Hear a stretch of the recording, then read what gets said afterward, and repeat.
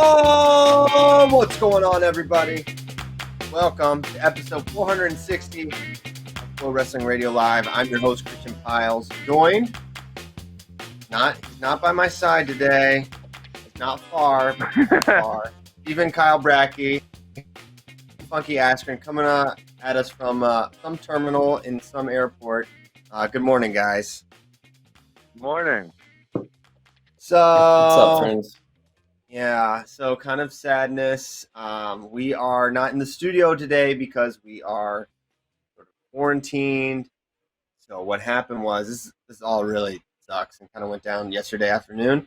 So we're all geared up for Senior Nationals, super excited. Then a Flow employee's roommate tested positive, and we were around. The whole wrestling team was around this employee the entire week, basically, apart from yesterday. The test came back for the roommate that they tested positive. So basically, out of an abundance of caution, we're home, and then we were also not going to be allowed to go to Senior Nationals today and tomorrow, which is when we were going to be leaving. Most of the guys were traveling at 6:30 this morning, so we quickly had to pump the brakes on that. I did not be the outcome when I learned about this. I was like, okay, so that happened, but we're still good because we don't have it. And this employee tested negative, but they were like, well, even still, I'm not a science person, but basically the way the disease works is the virus works is like it can be in you for a little while before you test positive. So anyways, long way of saying we're freaking here. I think Brackey probably broke stuff last night. Not happy. None of us are happy to be A, quarantined, and B, this is the big one, that we can't go to Senior Nationals. So biggest bummer, not the biggest bummer, but a big bummer for us. So that stinks. But we're springing into action. We're going to be working with LJ and the production team to have a fully developed plan to commentate remotely, etc. So we're going to still be bringing the heat for Senior Nationals. We'll all be watching. We'll be on the call. So silver lining. Thank goodness for technology. But so yeah, let's get that out of the way. Well, Christian, you want some good news? Please, baby. At least it wasn't last weekend. You would have had to cancel who's number one. You're right. And it could be worse. Yeah. Unfortunately, the way this, the exposure worked, it came after who's number one, because the person was not around to the athlete, so we're fine in that regard. So I guess that's a good thing, silver lining, and we still get to watch the wrestling this weekend, so that's a good thing. Ben, first of all. Sorry, I'm in Orlando Airport, and there's some large construction vehicle driving around making a shit ton of noise. Yes, we can hear it. Can confirm your story checks out. But Ben, what is going on? The Orlando Airport's like a carnival. Very nice. Yes, it is very, very wild. But talk to us about what are you doing in Orlando? Talk to us about your WWE experience, or maybe walk away from whatever horrible vehicle that is. I can't. I'm trapped. There's no way I'm on crutches, Christian. Oh, that's right. Dang it, Ben. Son of a. Okay, well, I can't hear it. The WWE wanted me to come down here and talk to them. It was a fun experience. I got to, see behind the scenes and see how they operate business, and it was really cool. Okay, so are you they talking to you about maybe being a wrestler? I think ideally that's what would happen, but I don't think that's really a possibility. Oh, okay. Oh, well. Yeah, I got a lot of things going on in my life. I'm trying to run the wrestling academy. I'm trying to do this podcast. Maybe if I was 10 years younger, I didn't have kids, and I didn't have wrestling academies, I'd make it a shot. Okay. Well, man, that would be weird. Did they have some persona for you already drummed up? They're you would be. No, I would be myself. I would be myself. You'd be Ben Askren. That makes more Yeah. sense. But you know what? There were, I don't know, maybe I'm probably not supposed to mention names, Christian, but there was a handful of former college wrestlers in the pipeline. Maybe at this facility, they could be like all the way on the show. They could be like total beginners.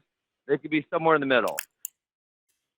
Got it. I saw Yeah. Jacob Casper. Something happened with him, right? Is he on it? Well, that was one of the people I saw. He was just beginning his journey. Oh wow. Yeah. So So yeah, I they're talked to him not. for a while. It was cool. And Jerry Briscoe, who was been with WWE for I think 45 years. He was an Oklahoma State wrestler in the 60s.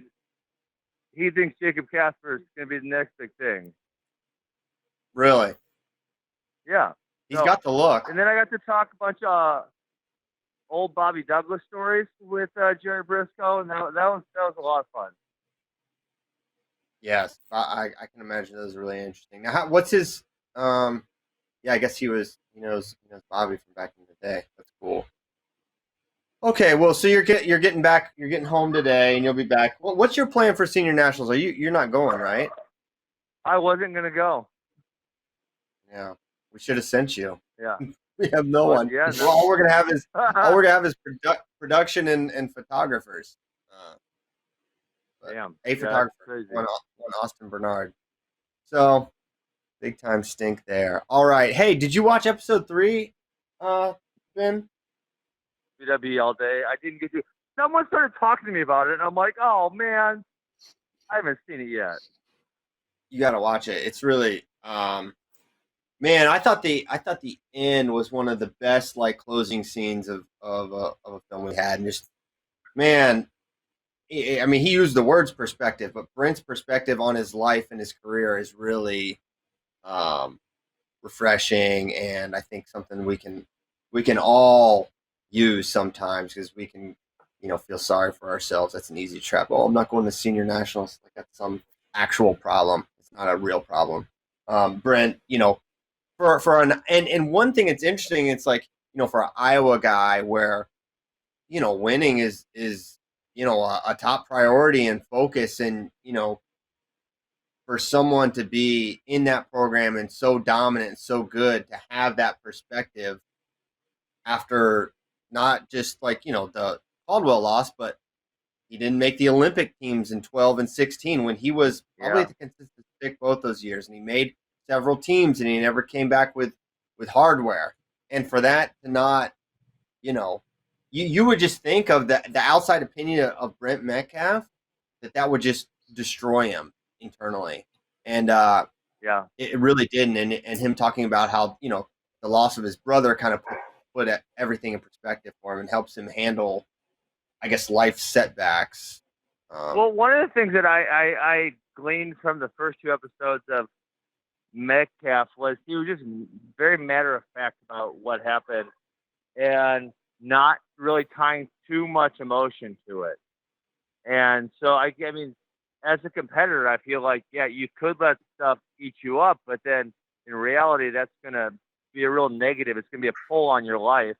And so you'd much rather just say, yeah, that happened. That wasn't ideal. And now I'm going to move forward with whatever I'm doing, which from episodes 1 and 2, that's like how I feel like Brent would feel about it. Yeah.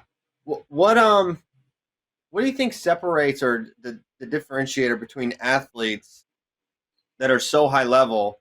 Some can, I guess I'll say, handle it or accept defeat, loss so much better than others. What's the ingredient? Well, there, I Ben? mean, I guess I would say, name me someone who's like held on to it for a decade. Because I can't really. I mean, myself, I came up short at the highest levels. Right, I went to the Olympics. I failed. I went to the UFC. I didn't accomplish my ultimate dream.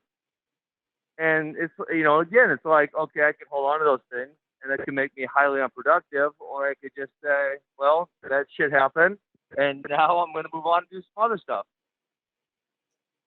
Yeah. I mean, I don't know. I don't Quite like to name. I don't know, but it just seems very. I mean, I'm around quite a few high level guys, and I can't think of any of them, just off the top of my head, that just kind of let that failure pervade over their life or stick with them. I can't really think of anyone like that. That's good. I don't think I mean, this person honestly, I is would say. obviously. Go ahead, Oh, Ben. good, Kyle.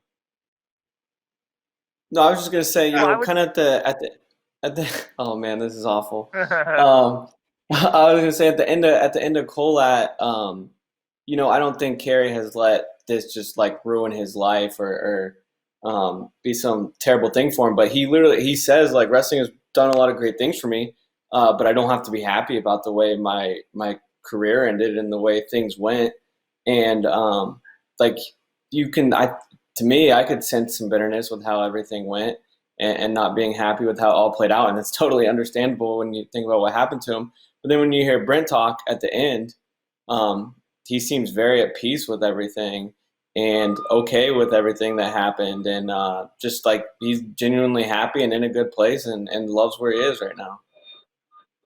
Yeah, I Yeah, I mean, think you know what I was gonna say earlier is that I think the younger kids, right, the kids I coach, they let the failure get to them and stick with them more than older people I know. And I feel like maybe usually by guys who've got older, they've dealt with the ups and downs more frequently.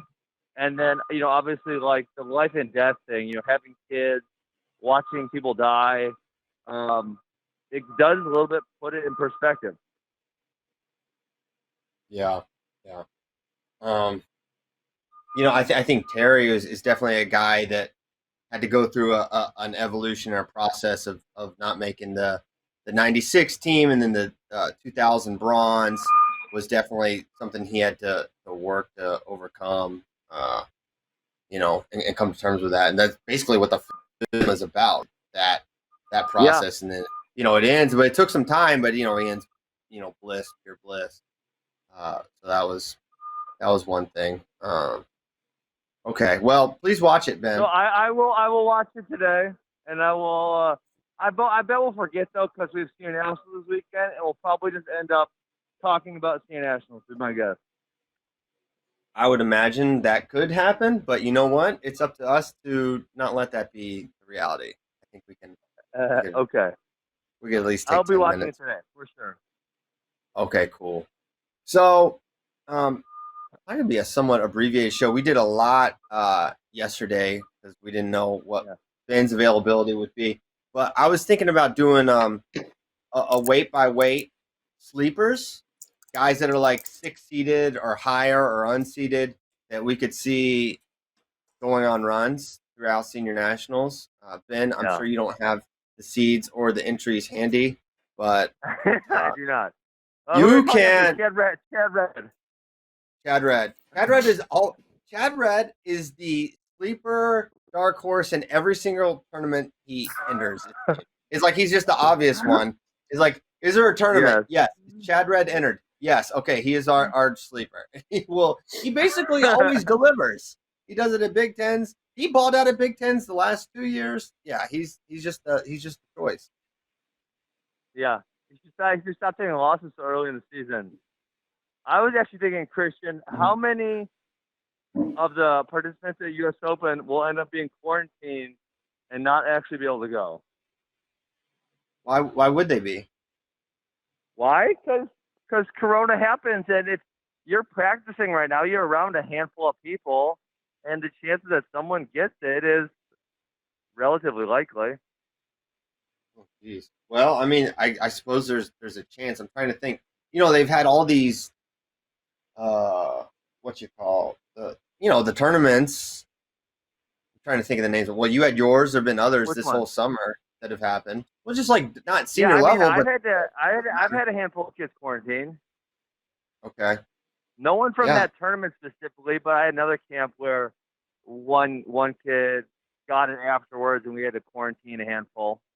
Not ideal, but I mean, you better taking precautions than just letting everyone do whatever they want.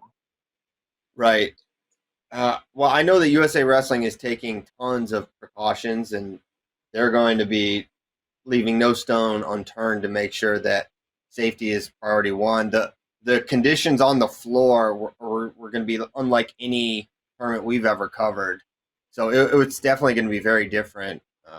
So I think as far as the field of play is concerned, it's going to be safe. But yeah, you do have people that are going to be flying or driving from around the country, attempting to compete in a contact sport where you're touching each other, right? And you're going to exchange Yep. all the things that would give you coronavirus. Yeah. Sorry to bring that Okay. somber note up. We could talk about the dark horses. Yeah, thanks. It's really fun times, Ben. You're just a bright light. A bright light of positivity. Okay, so let's start at 57. We went over the seeds yesterday. Who are some guys? I've got some guys written down here that I think could make a run. But I do want to call out a name I've never heard before, but it sounds like a Sopranos character. Johnny Flakes. There's a guy entered named Johnny Never Flakes heard of from Georgia. I feel like he ran with Junior Sopranos crew, but maybe not. I don't know if he's gonna make a run, but if he does, I won't be surprised. So for me, the number one guy, he's the 10 seed that I could see really making a run is Jacob Camacho. He's from a freestyle perspective, it's not his best style. He's more known for his folk style stuff, but I think offensively he can shoot with a lot of these guys. He's got to win over number 5 Jack Mueller, albeit in folk style, but still that is notable to me. And he was someone who was really coming on at the end of last year, and he shows up to nationals and gets 4th or 3rd or something. We probably are looking at this bracket really differently, but he didn't have that opportunity. Yeah. And that's not totally out of the question that he could have done really well there. And the other thing is he does have a decent amount of freestyle experience. I remember wrestling at Fargo multiple times and other places. Racky. I'm going to take a guy that actually beat your sleeper last season, and he is unseeded. His name is Sam Latona. He beat Camacho at Super 32. He made the Junior Open Finals last year, and he was a guy that we just saw get better and better too. He arguably should have beat Nick Piccinini at Southern Scuffle. I'm going to go with Sam Latona. I keep forgetting that he's entered. I don't know if I'm missing his name on the registration or what my problem is, but I continue to forget that he's on there. But he really feels like a guy that should be seated. Yes. Yeah, because he's multiple-time Fargo champ, Junior Open Finals. Yeah. He probably couldn't do as many push-ups as Jack Medley, which got him the 12 seed.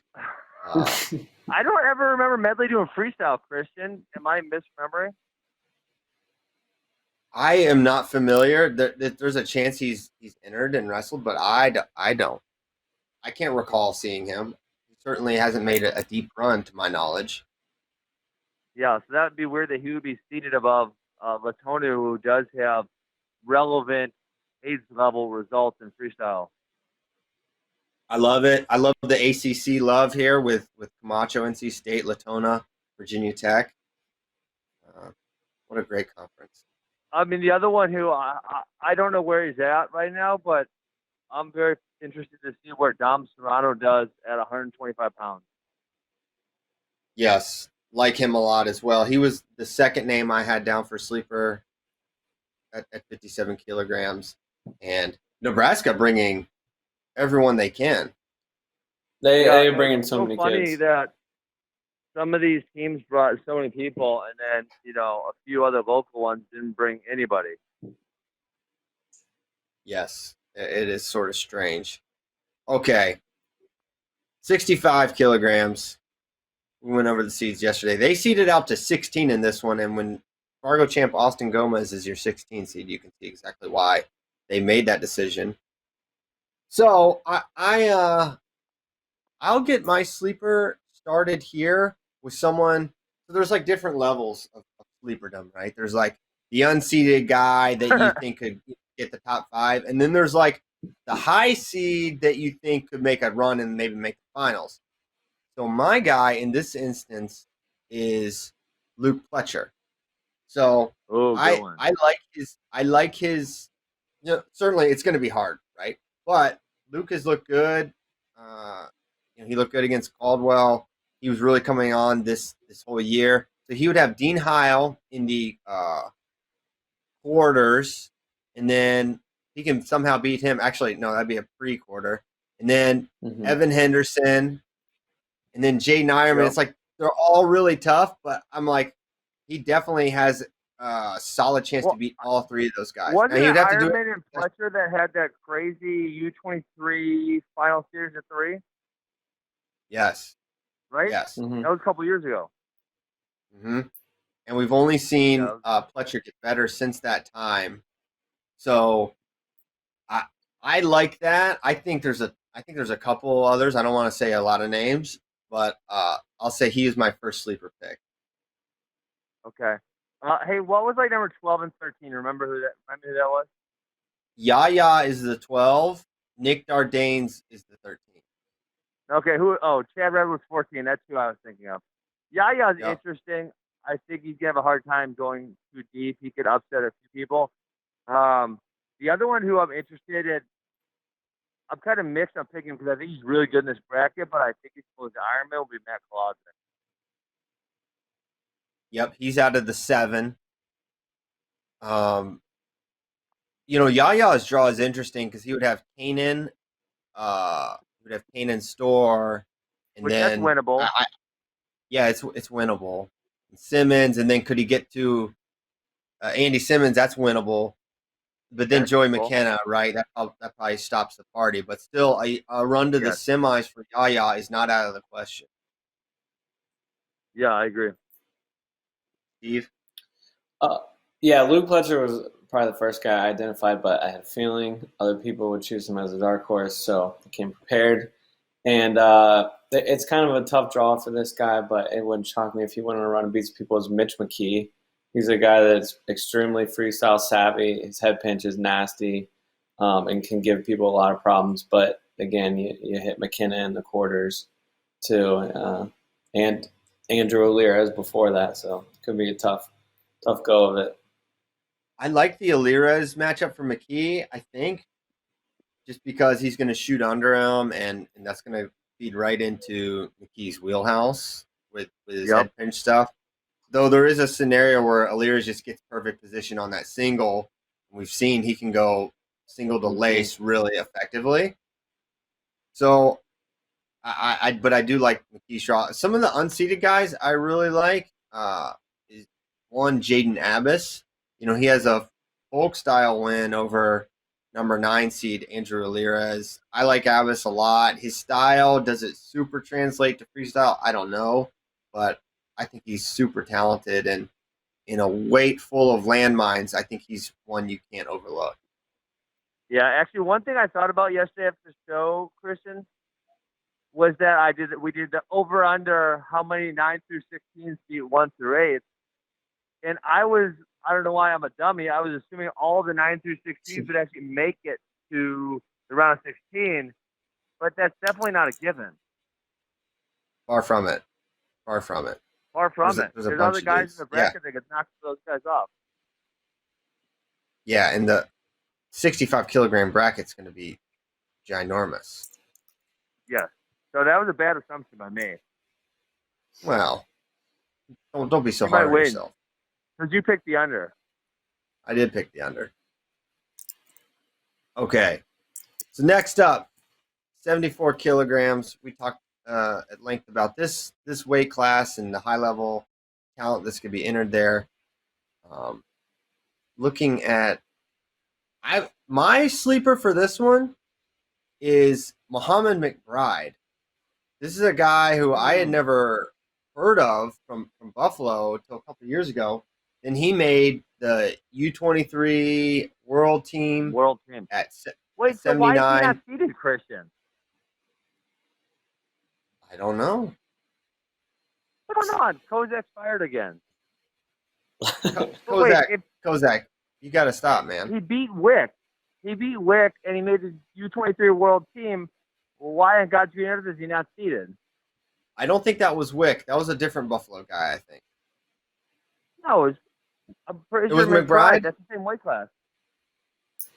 No, I'm almost I really think I think there was a different dude that beat Wick at freestyle. No, it was Yeah, I think it was Muhammad someone. McBride.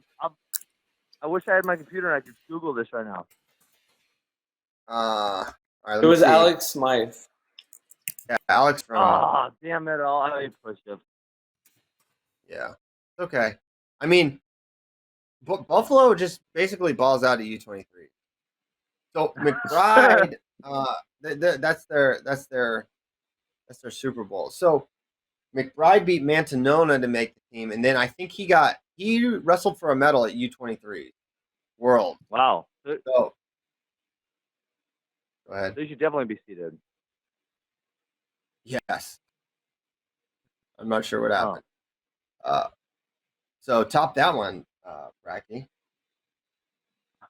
Yeah, I don't think I'm gonna top that one. You said it had to be a 60 or lower, so I'm gonna go with the guy I picked to make the finals yesterday, in Hayden Hidley. Boom. Okay, I like it. He is a 6 seed, so I don't know. Mom McBride's a good one. Like with Latone, I didn't even realize he was entered.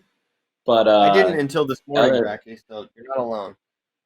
maybe outside of that, maybe Rick Durso goes on a run. He's back, baby. Who says no? Christian, tell me who my dark horse is because I don't got a computer in front of me. You could go a couple. You could go Cam Amin, Okay. Patty Gallagher, Uh, Colin No. Purinton. These are unseeded guys. no. Okay. Keep going. Okay, then you get Joey LaValle then out of the 7. Hey, perfect. I am interested to see how Patty Gallagher does. I think he probably struggles against senior level guys.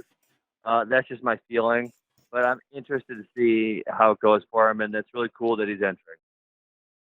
It is really cool, and on the one hand, he's going to be strong enough. On the other hand, he's not going to be able to beat these dudes up, right? So it's really going to challenge him from a technical perspective, which I think is great for him, right? It's like there's basically 1 to 2 high school guys in the country that could push him. So why not expose yourself to 15 guys that are going to give you really tough matches? Christian, how old do you have to be to enter this tournament? Because I'm kind of surprised a few more high school kids didn't. I mean, in the freestyle portion, is Patty the only one? He's the only one that You have to be I 18. saw. Oh, you do? I'm pretty What? sure, yes. Was Gable 18 when he? Oh yeah, Gable was 18 Right. because he had turned 18 So- earlier in the year, and he would have had 3 more junior years, right? Because he'd have 18, 19, and 20. Right. So no, I didn't see any other high school guys entered at any weight class. Yeah, I mean, like Yeah, a high maybe- school guy, especially these juniors going into seniors who would be the old enough to do it. A lot of them didn't have opportunities to compete much this summer. And I think especially if you were really good and you were somewhere close, you would go try it out. Yeah, I just Yeah. confirmed with the Q&A USA Wrestling put out. You have to be 18 in 2020 to be able to compete. Okay. So that's a lot, why. but that's most high school seniors probably. Yeah, Maybe. you just can't. But like some turn 18 in 2021, and those are not eligible. Yes. Yep, got it. All right, hey guys, I got to run to catch my plane. Fun being on the show, and I'm excited to talk about Senior Nationals next week. Okay, hey, thanks for hopping on. Have a good flight. We'll talk soon, Ben. Thank All you. See ya. Bye. Bye. All right, just you and me, Steve. You and me and our Let's pets. do it. How's I Hank? got Hank locked Hank? away, so hopefully he's good. I got him locked away in one of the front bedrooms, so he's been quiet. Yeah, Ginger's so old. She just lays there. She's like 13, so she's whether I'm here or not, she has no idea. Okay, so we did 74. Feeling good about that. I said, what were some? Oh, Colin Purinton's sort of interesting.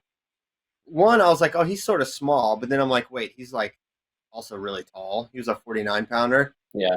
But he had a really good Big Tens, as I recall, as did all of Nebraska.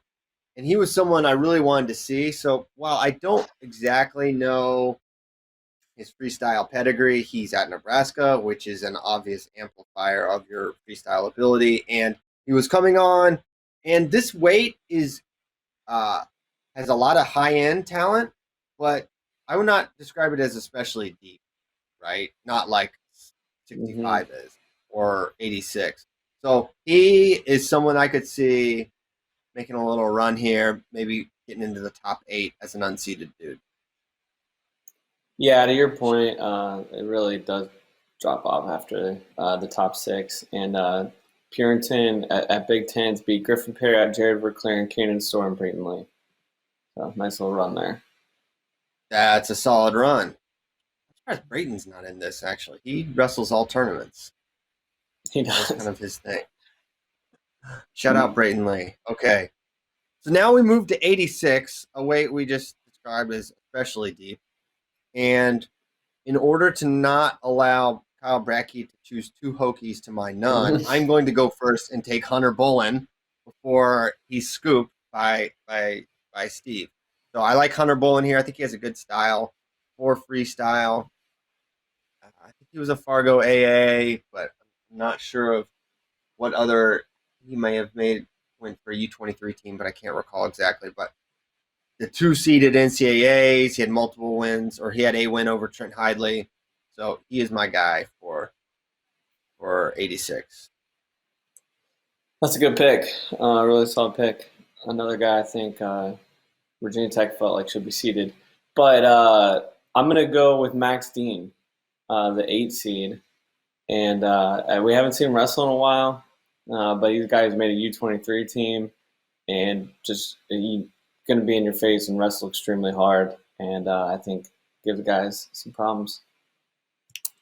Yeah, so he would have Elam in that round of 16, and then would he hit Nate Jackson is the 1 there. That'll be a tough challenge. But if you get by him, he would have the Farr Foster winner. So Farr was the guy we picked to win the thing, or something. I did. I don't know if you did. At least I think I picked the finals at least. Yeah, I did not pick. I think we all have them. Yeah. Yeah. Okay, some other interesting names in here at 86. I was going to give Parker Keckheisen some love. Taylor Vins out of the 12, I think, is a really good option. He's internationally savvy, coming out of that pinnacle room, as they all are. So exciting one there. 86, probably the weight to watch. 74 maybe has the names, but 86 has like everyone.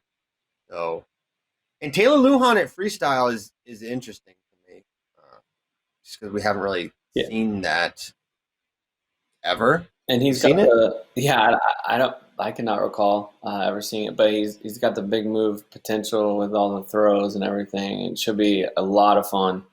Also, Max Dean at Senior Nationals, he lost to Brett Farr 13-9 and Aaron Brooks 10-7. So right there with those guys.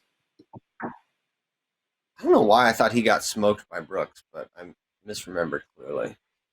10-7. That is just looking at the score. It could be one of those things where maybe Brooks was up big and then Dean came back late. Yes. Okay, that's 86. Moving up to 97, where Kyle Snyder will terrorize. Of the unseeded guys, I really like Gavin Hoffman, 97 kilogram unseeded, Ohio State. The guy who's been in the mix. He's had really good results. He's really good at freestyle. I think this is going to be a comfortable weight for him. 97 kilograms. He's not going to be pulling down to 184 pounds. So I like Gavin. Who do you like? I'd like Ty Walls. I'm just taking all the Hokies apparently. But he's the guy who's made the U.S. Open Finals before, and someone that I think can string a couple matches together here.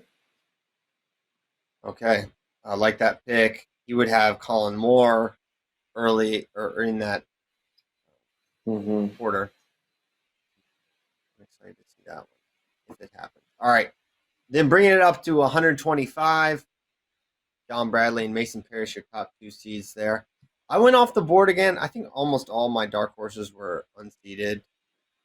Sean Streck, someone I really liked coming out of high school, and then he kind of really hasn't materialized yet in college, but I think his days hopefully will be coming at some point. He's not seeded. Yeah. I look at this group of guys, and I could see Streck doing really well. Yeah, I went Zach Elam here. He's a guy that when Kirk Fleet was hurt, stepped right in, made the World Finals. Had a pretty solid. They went right out of the gate as a true freshman at Missouri and had a really solid season, and with the whole year to redshirt and just continue to get better and better. I wouldn't be surprised to see him knock off some of these guys. Yeah, he's a dangerous 10 seed for sure. Okay. Moving on. Sorry, there's our sleepers. We did it. Do you want to talk any about where do you want to go next, Steve? I'll let you. Oh, I know. I don't know. I will dig. Let's do your alien hour. Okay.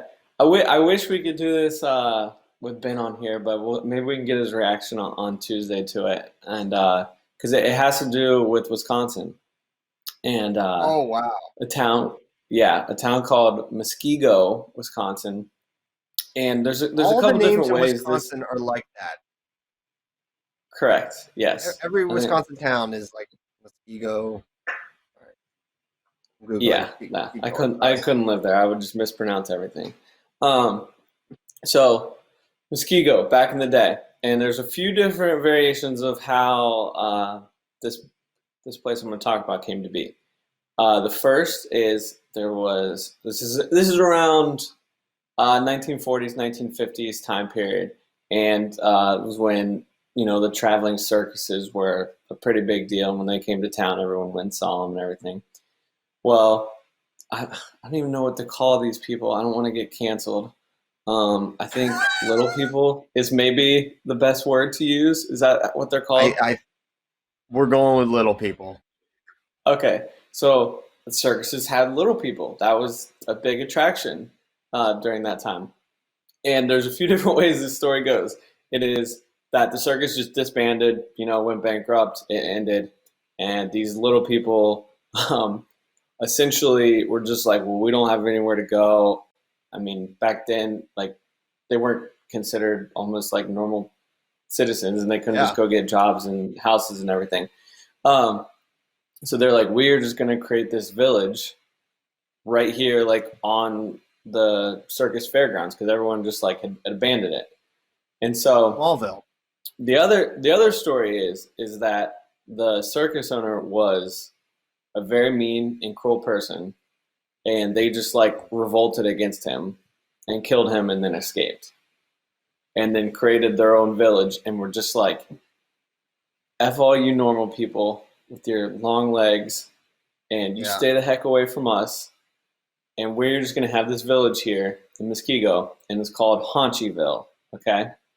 And Haunchyville is at the end of Mystic Road, and it is somewhere in the wilderness out there, okay?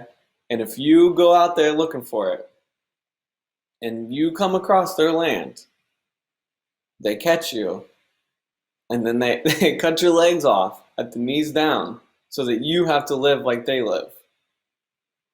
Oh no. Yes. That's bad. This is So bad. mad at This us. is so bad. They're so mad at us. What's the precedent? What do you mean? What's the precedent? Well, normally there's like some data a little bit, like when this started happening, when people were getting lopped off from the knees down, kind of thing.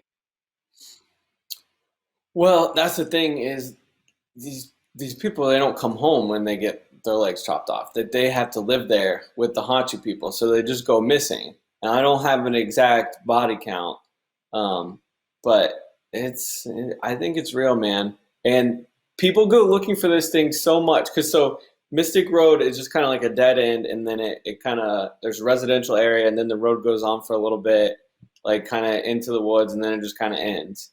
And supposedly they're somewhere in that wilderness there.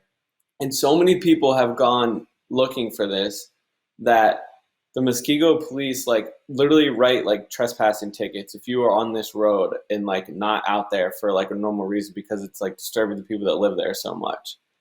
But Whoa. are they in on it? Are they protecting the Haunchy people? Are they protecting the Haunchies? Well, if they value their legs from the knees down, it would seem like they have to. Yes, exactly. They have to. Um, and there's a quote from because the police were talking about it, like we got to stop this, people, like stop looking for these Haunchies. The officer said, "I'm not the prince of the Haunchies. I'm not trying to protect them." But that sounds something Sounds the like they prince have of a the prince. Haunchies would say. Yeah, It sounds like A, either there is a prince of the Haunchies, or B, he's aware of the prince of the Haunchies, or C, he is the prince of the Haunchies. yeah, I agree. And there was other one little thing with that. Is what there was a when the circus either disbanded or they revolted and took over, whichever theory you subscribe to.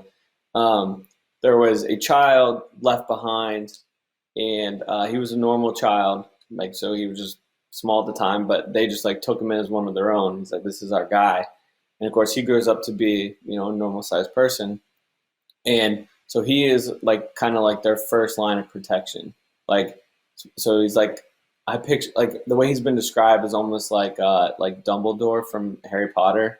Like he's just like this old like long hair bearded dude, and he's just like their protector, and he carries a big old shotgun with him everywhere too. Wait, there's no barbers in Haunchy, but there are shotguns. There's firearms. They got he doesn't maybe he doesn't want to cut his hair. I'm sure they got barbers. He just doesn't want to cut his hair. He looks wise like Okay. that. Well, this is as believable as any of your other alien hours, I guess, Bracky. I wonder how far Waukesha is from where Ben lives. I don't know where exactly Ben lives. It's Muskogee. I don't know where you got Waukesha. Oh, dang it. See? Because this is my problem. Muskogee. Okay, forget it. There's some you can find some videos on YouTube of like people going out in like the wilderness looking for this village, and I sent this to Tyler like 2 weeks ago now when we thought we were gonna do this one, but there's a photo of this like almost little stone hut that like a normal person wouldn't be able to go in or like live in, just out in the woods. So that's pretty weird. But yeah, and this is hilarious. Someone on Facebook says drugs are bad for you. I'm not on drugs, okay? Haunchy people are real. Sorry, I accidentally clicked off the browser. Yeah, you're not on drugs. Bracky does not do drugs. He passes on grass and all the other things. This is definitely a wild one. Dude, Ben does definitely not live very far from Muskego. It's not far from Oh, where he lives. So we'll have to so figure it out. if we ever go up there, we got to go try to visit it and risk getting the trespassing ticket from the Prince. I'm of the pretty sure the Haunchies. 17th hole of his disc golf course runs right into the Little People Village. Maybe he's heard of this one before. There was one other kind of like urban legend that this farmer who had some land that he didn't realize like backed up against the edge of the Haunch people's land, was like clearing some forest, and a tree fell down and like messed up part of their land, and then like a week later he was found. He'd looked like he'd hung himself in his barn, Oh, and on the side of the barn it said the Haunchies made me do it. how do you spell Haunchies? I've been Googling Haunchies since you brought it up. I can't find anything. They've scrubbed their online records. Haunchies. All right, I'm Googling Haunchy people. Do you believe in Haunchies? Okay, here we go. Haunchyville. All right, we've got it. All right. Yeah, Tyler, pull up the house photo first. So Oh there's my there's gosh. the little hut thing. Like a They normal would person live there. could not. Yeah, yeah, exactly. And then here's a picture of an angle of the road. You can see it like there's a house there on the right, but you just keep going straight down that. It goes into the wilderness and just kind of ends. It looks kind of beautiful, actually. as far as haunted roads with little people that cut your legs off, it's actually beautiful. It's very much suburban. I was looking around at the neighborhood. It's very much suburban living at the finest until you keep going down that road. That's where the Haunchies are. Okay, so all our Wisconsin listeners, Ben is the kind of person who will definitely go to this place and laugh. And he has enough leg problems as it is with the recent hip operation. He will not be able to evade the Haunchy, so he needs to Oh wait no, until he's at least, yeah, he's got to get full speed. And even full speed Ben Askren, he's many things. Fast is not one of them. So I hope he listens.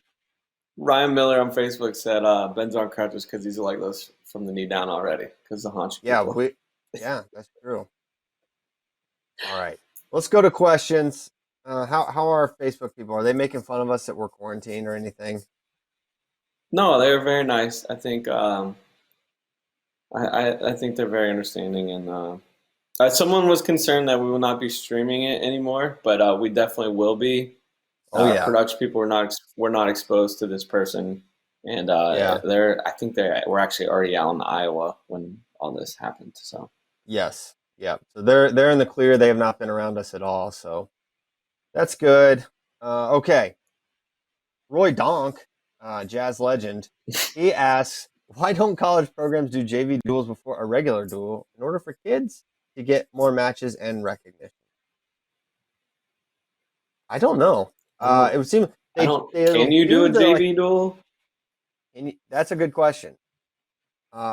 It's the best part of of high school coaching is like matching up your kids, and maybe they're not exactly in the same weight or the next weight, but it's like, let's get them a match, and then they just wrestle at the end of it. But they don't really do that in college. They do sometimes have high school duels before the college duels, but that would not solve the problem of getting the non-starters matches. Yeah, I don't know if there's such thing as JV because even if you wrestle them, that would be considered like a duel, and like you wrestling a guy, that could impact their eligibility. Yeah, like a red shirt. I don't know. They did it. I would guess would kind of get. That's probably why. Yeah. I was gonna ask when you were a coach, did the JV guys even weigh in for duels? Yeah, everyone weighed in. Okay, because there were definitely times when our JV guys just didn't weigh in, and like they were like, okay, you got a 12-pounder. Okay, cool. Yeah, we got a 12-pounder, and then they would just wrestle like 3 matches before the actual varsity duel.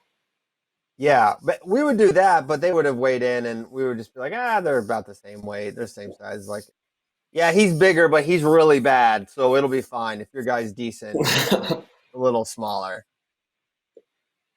Gotcha. So that was good. All right.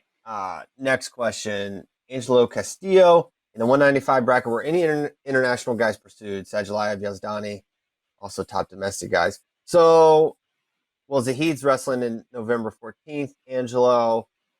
But yeah, unfortunately, $20,000 doesn't get Sajalayev out of bed in the morning. I don't know if it gets him anywhere. So he is a man of fine tastes, and he don't come cheap, to be frank. So yeah, he's not going to wrestle for $20,000.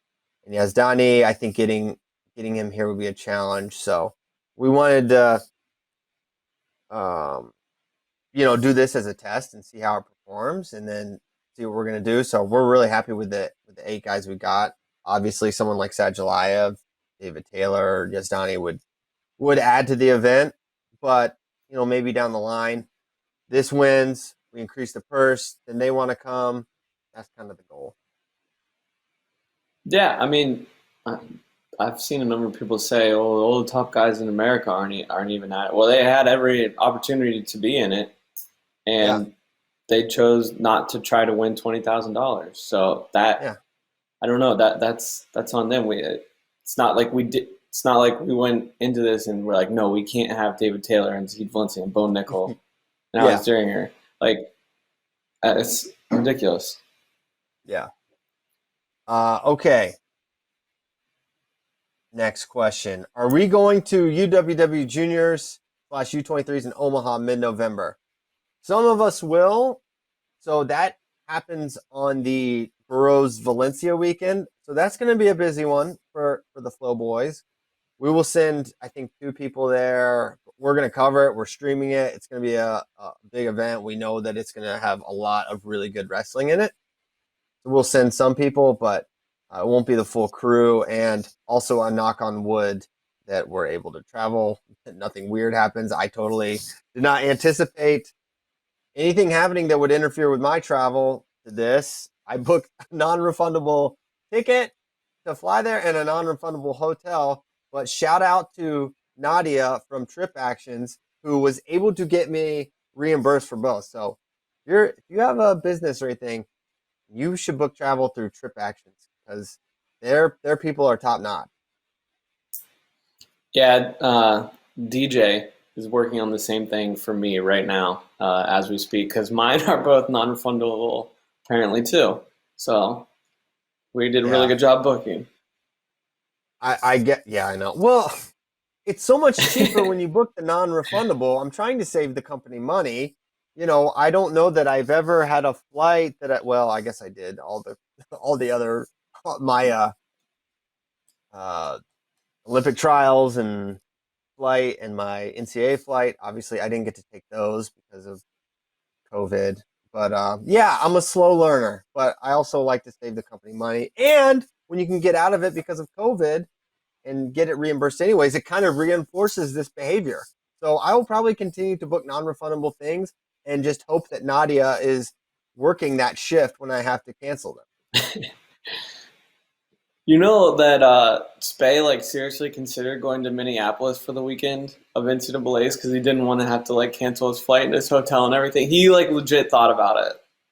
Well, I got to be somewhere. I'm not gonna be able to do anything. Gonna go. Yeah. Sadness. Who will have the most fast and relentless pace at Nationals? I think Kyle Snyder's an easy answer, so we should do someone else. Who's going to just bring their insane pace, like Cody Chittum style, the whole time?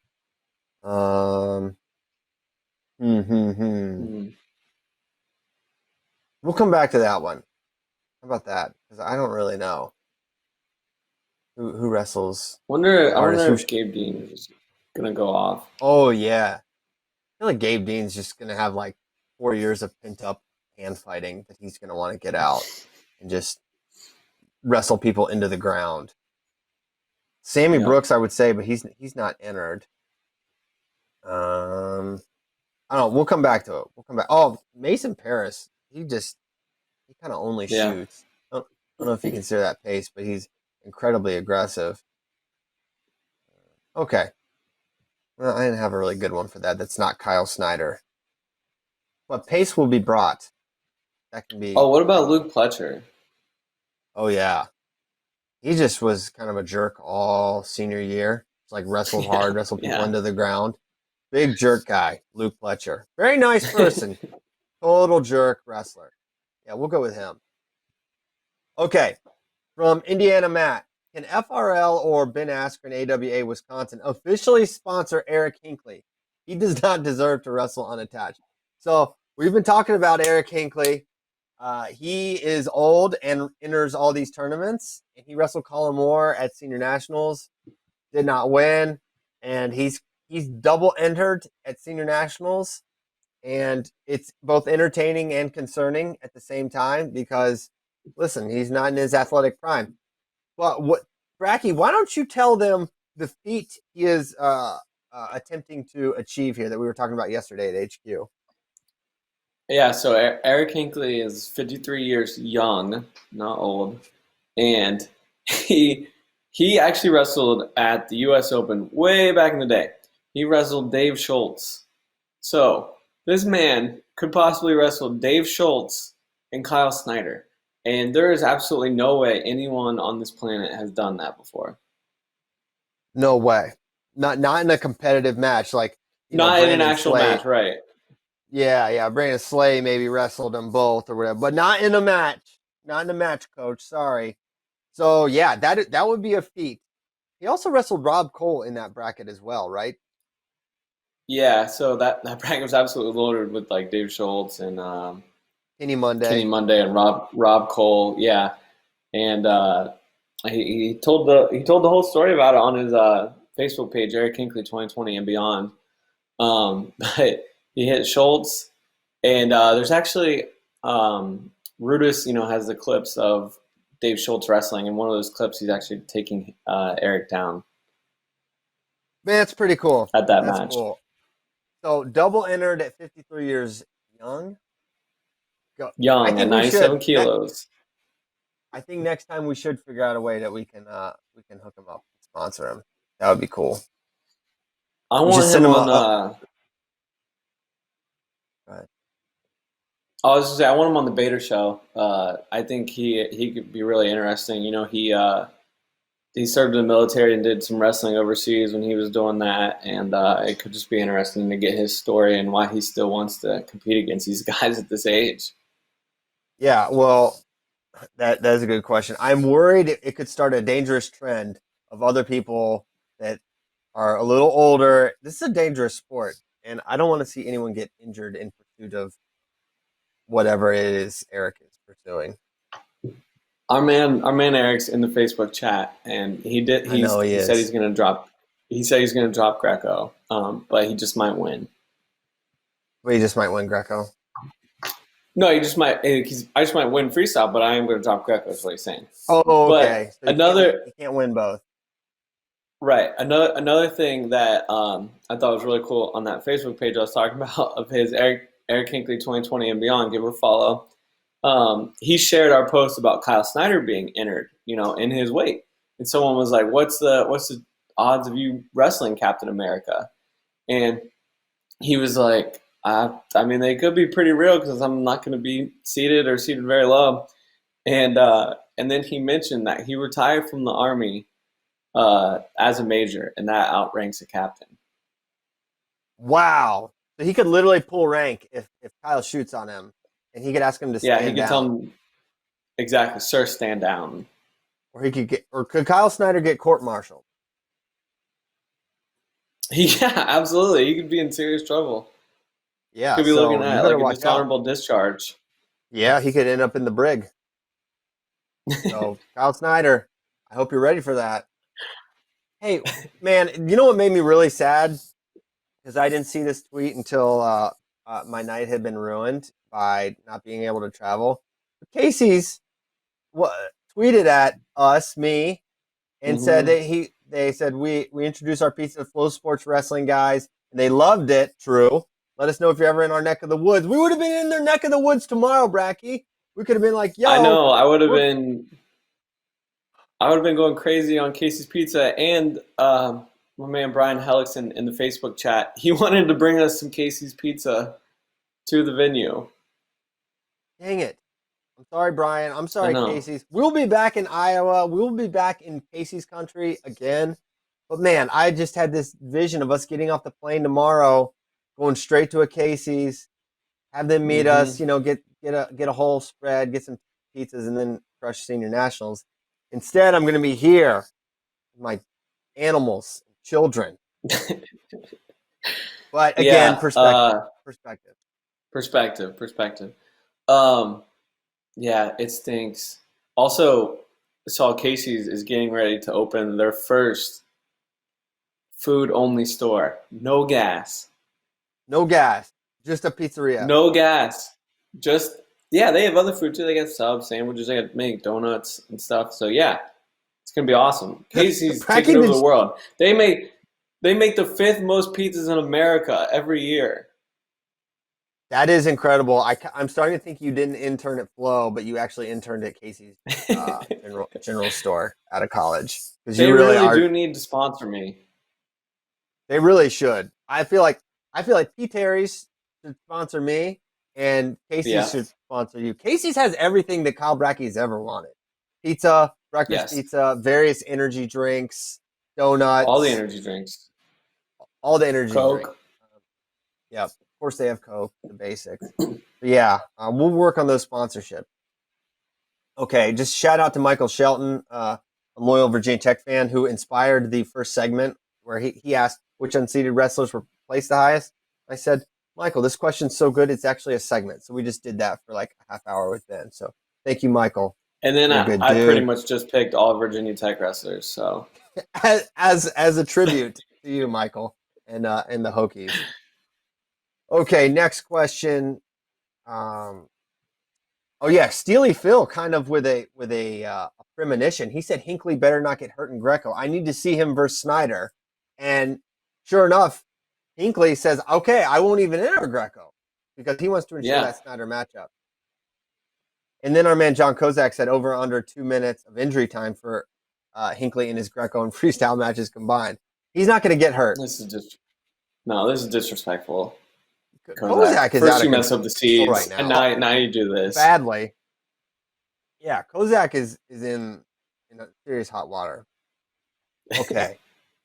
Well, I think we did it. I think it's go time. Thanks to Tyler for producing the show remotely for us. We will. Yep. What we're gonna do? We're gonna get off here. The team is gonna put their heads together virtually over the internet. We're gonna figure out an awesome plan for senior nationals. We're gonna have Flow Zone.